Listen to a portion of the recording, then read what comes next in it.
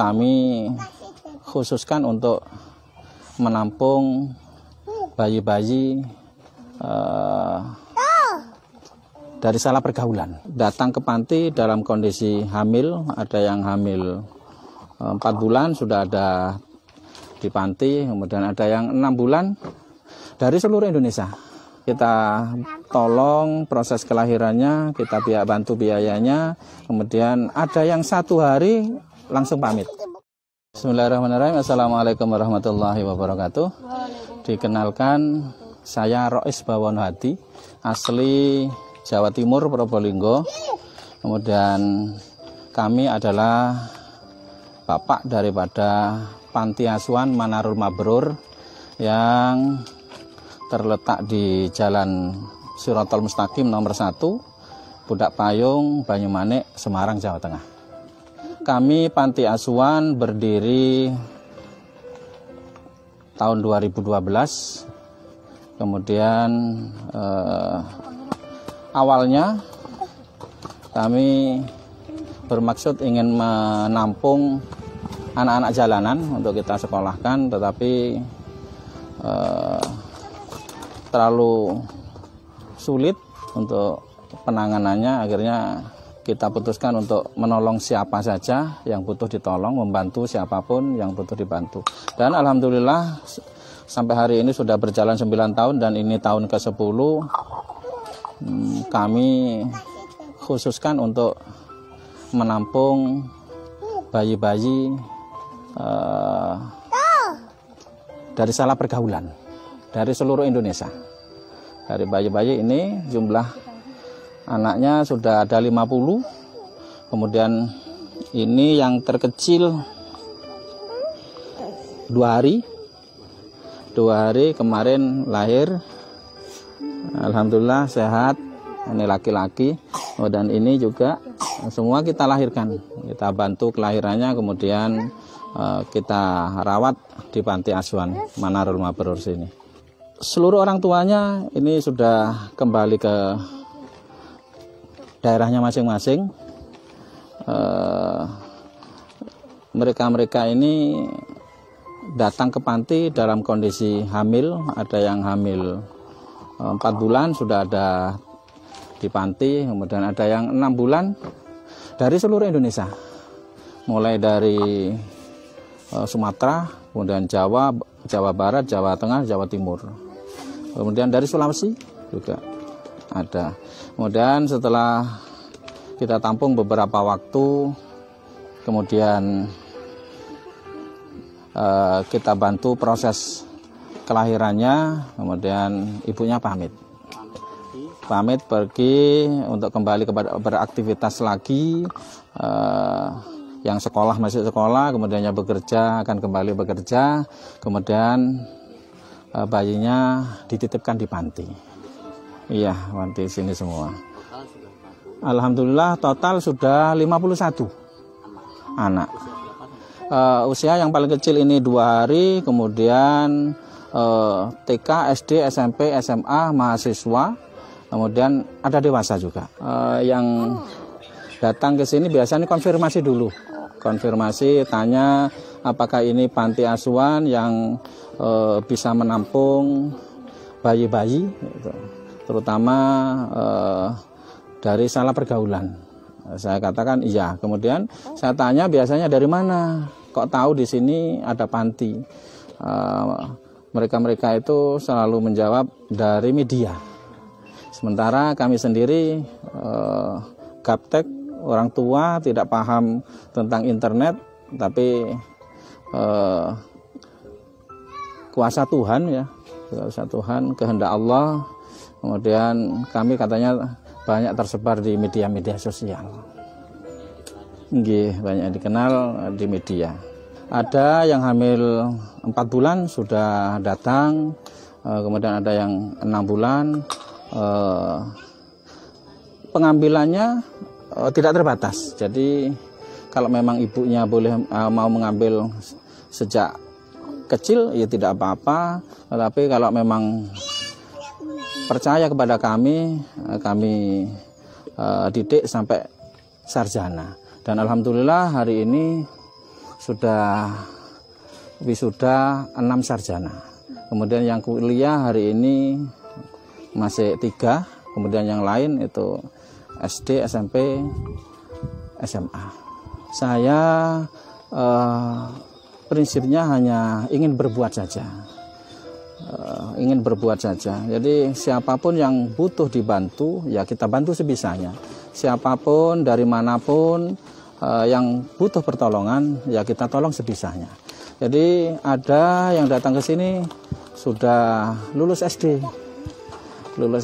karena keadaan ekonomi keluarganya tidak mampu menyekolahkan sampai SMP, ya kita tampung. Nah, biasanya mereka-mereka yang hadir ke sini dalam usia dewasa, usia besar itu karena masalah rumah tangga. Orang tuanya berpisah, kemudian tidak ada siapa-siapa, kemudian keluarga yang lain juga tidak mau menampung, dan tidak ada yang mampu untuk menampung mereka, kemudian datang ke panti kami, kemudian kami sekolahkan apa yang butuh. Kita sekolahkan sampai dia mampu sekolahnya, targetnya sampai S2, Mas. Targetnya sampai S2, tapi sampai hari ini anak-anak baru diploma 3 itu sudah bekerja. Ada yang baru strata 1 sudah bekerja. Karena mungkin juga melihat kondisi kami, kasihan juga melihat bapaknya membiayai anak sebanyak ini. Sejak awal kami itu memang berniat mandiri sebisanya. Jadi sejak awal berdirinya tahun 2012 itu kami putuskan untuk tidak mencari sumbangan, tidak mencari donatur, dan tidak minta subsidi pemerintah. Bukan karena apa-apa, tapi karena kami ingin mengajari agar anak-anak yang kita didik itu menjadi orang-orang yang benar mandiri. Dan itu harus diberi contoh. Itu harus diberi contoh. Ternyata contoh itu lebih dibutuhkan daripada nasihat. Ketika kami ajari mereka untuk mandiri, untuk berjuang dalam kehidupan ini, sebab kehidupan ini kan kita tahu tidak bisa mengharapkan belas kasihan siapapun di alam ini. Maka mereka harus kita didik untuk mandiri, untuk meraih apa yang dimimpikan dengan cara berjuang. Dan saya harus memberi contoh itu. Ketika kami memberi contoh kemudian dan tampaknya berhasil, ya anak-anak itu akan semangat belajarnya. Alhamdulillah sudah 10 tahun ini kami berusaha untuk berjuang dengan berbagai macam dan tidak lupa berdoa. Kemudian hasilnya seperti ini, masih bisa bertahan dengan anak yang sebanyak. Alhamdulillah semuanya ajaib, Mas. Semuanya ajaib di sini itu. Saya pernah diajari oleh guru-guru saya bahwa kehidupan itu sudah ada yang mengatur. Asalkan kita kuat lakunya, itu insya Allah dicukupi oleh Allah. Semuanya datang di saat keperluan, Mas. Iya, tanpa disangka-sangka. Sering terjadi hal-hal yang ajaib ketika kami suatu ketika biaya sekolahnya anak-anak itu sampai 4 bulan tidak terbayar. Tidak terbayar. Kami itu merasa malu kepada sekolahan karena kami tidak pernah minta keringanan. Sebab saya mengajari anak-anak jangan minta gratis sesuatu itu, tetapi minta bisa. Minta bisa. Kemudian saya lihat sembako itu kok ada sekitar 40 sak, Mas. Kemudian kalau dijual pasti tidak cukup ini untuk bayar.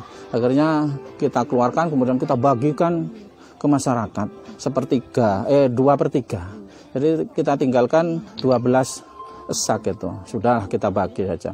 Semua yang ada bingungan anak-anak itu. Loh kok malah dikasihkan orang. Kita tunggu saja beberapa waktu nanti. Ternyata alhamdulillah setelah 3 minggu dari saya membagi sembako yang ada di kami itu, tahu-tahu saya mendapat kwitansi dari sekolah-sekolah anak-anak saya, anak-anak itu lunas SPP. Saya tanya, loh kok bisa, dari mana lunasnya? Ada jamaah pengajian ibu-ibu yang datang ke sekolahan-sekolahan itu mencari anak panti asuhan yang belum biaya administrasinya sekolahan belum terbayarkan. Ternyata alhamdulillah lunas semua. Keajaiban-keajaiban seperti itu masih banyak sekali terjadi. Kekuatan kami hanya yakin saja. Dan kami berusaha untuk berbuat sebaik-baiknya dan sejujur-jujurnya. Alhamdulillah Mas, sampai saat ini sudah 10 tahun kami hanya berdua dengan istri. Ya. Karena kami sadar bahwa kami tidak bisa menggaji siapapun. Maka kami sampai saat ini tidak berani mengajak orang lain untuk bergabung dengan kegiatan kami. Yang membantu kami hari ini adalah anak-anak kami dan anak-anak yang kami didik. Jadi ada yang datang ke panti ini sudah usia besar, usia SD, itu datang ke sini, kemudian kita sekolahkan. Ketika dia sudah SMP, SMA, bisa membantu adik-adiknya, bisa memandikan adik-adiknya, kemudian mengganti popoknya, bedong, memandikan bayi, mereka sudah bisa, sebab kita latih. Karena kalau kita mengajak orang lain, kami tidak bisa menggaji mereka, Mas. Kami tidak bisa menggaji mereka. Maka kami berusaha untuk apapun, ya kita urusi sendiri, kita atasi sendiri, sebisanya. Ada, alhamdulillah, selama 10 tahun ini yang dibawa oleh keluarganya itu 2. Iya, diambil oleh keluarga besarnya, karena ibu yang melahirkan ketika di sini 2 bulan, kemudian selalu rindu dengan bayinya. Akhirnya mereka memutuskan untuk diambil. Kita persilakan, tidak perlu mengganti apapun, karena kita hanya ingin menolong saja. Selama ini ibu-ibu keluarga adopter yang menginginkan mengadopsi anak itu banyak sekali, Mas. Kurang lebih ada 45 keluarga mungkin 10 tahun itu. Tapi selama ini setiap ibu hamil yang datang selalu saya tanya, ini nanti anaknya bisa diadopsikan atau tidak. Nah, kemudian ibunya berjanji suatu ketika akan datang lagi ke sini untuk menjenguk anaknya. Maka kami putuskan di sini tanpa seizin ibu kandungnya tidak ada adopsi, Mas. Sementara, maaf. Jadi kalau memang ketika si ibu hamil ini dalam kondisi hamil kemudian mengizinkan nanti bayinya untuk diadopsikan, ya kami izinkan, kami keluarkan, kami hubungi mereka-mereka yang dulu pernah pesan bayi kepada kami. Dan alhamdulillah sudah ada 1 kemarin. Sudah ada 1 perempuan yang hamil 7 bulan, kemudian saya tanya, ini nanti bayinya boleh diadopsi tidak?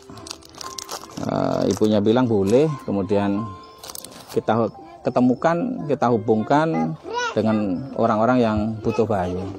Alhamdulillah mungkin sekarang sudah lahir, Mas, tapi sampai hari ini yang ibu adopternya yang mengadopsi juga tidak pernah menghubungi kami sudah.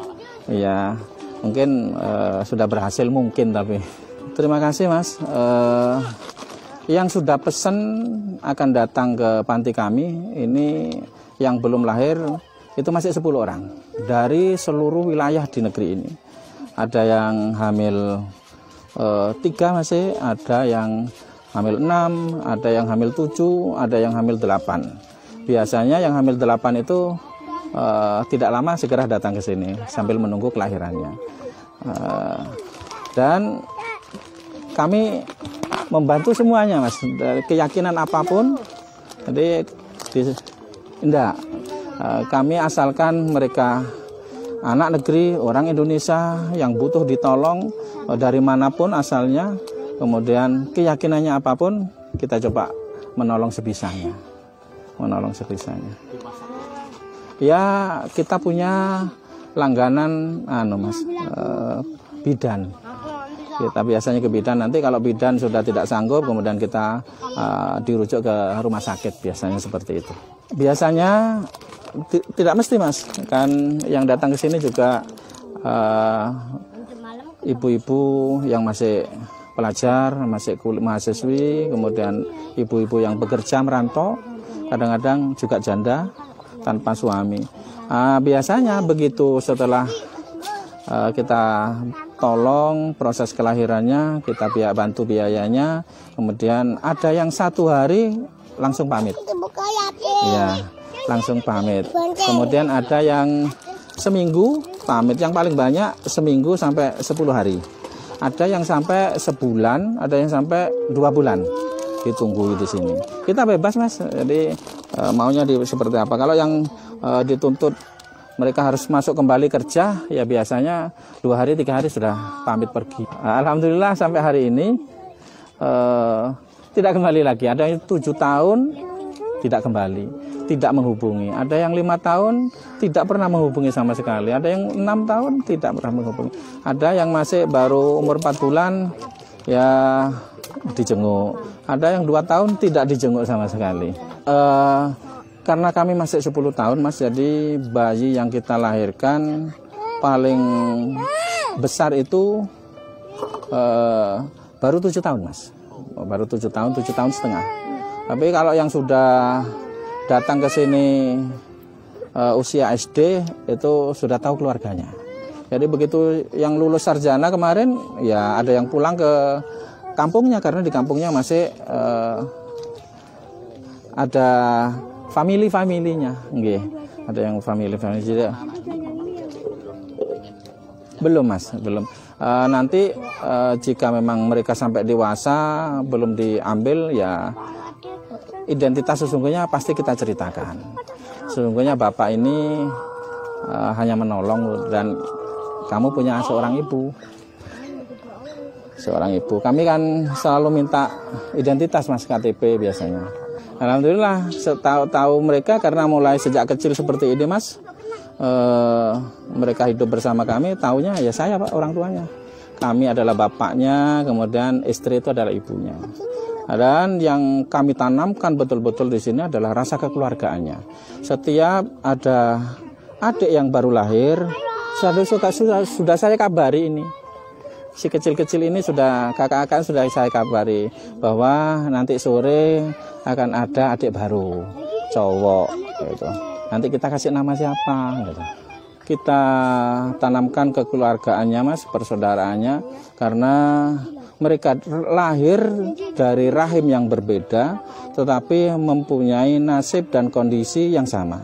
Mereka harus diberi kesempatan yang sama untuk bahagia seperti anak-anak yang di luar sana. Maka kami sangat sayang kepada mereka. Mereka adalah keluarga kami, bukan anak asuh kami. Alhamdulillah saya punya anak 3, cucu 2. 2 tahun yang lalu cucu saya ajak untuk sekolah di sini dan beserta ayah ibunya. Dan semuanya sudah berkumpul di sini membantu kami untuk merawat anak-anak ini. Manusiawi Mas, capek pasti, tetapi dasarnya cuma satu Mas. Kenapa kami masih bertahan? Kami itu sangat mencintai negeri ini dan sangat mencintai semua orang yang ada di dalamnya. Maka kami tidak tega saudara-saudara kami menangis karena sebuah masalah.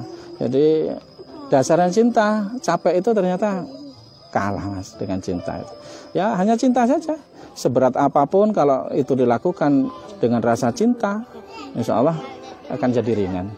Hanya cinta saja Mas. Yang paling kami susah hari ini adalah membangun karakternya. Karena sejak awal kami ingin membangkitkan kembali karakter Nusantara.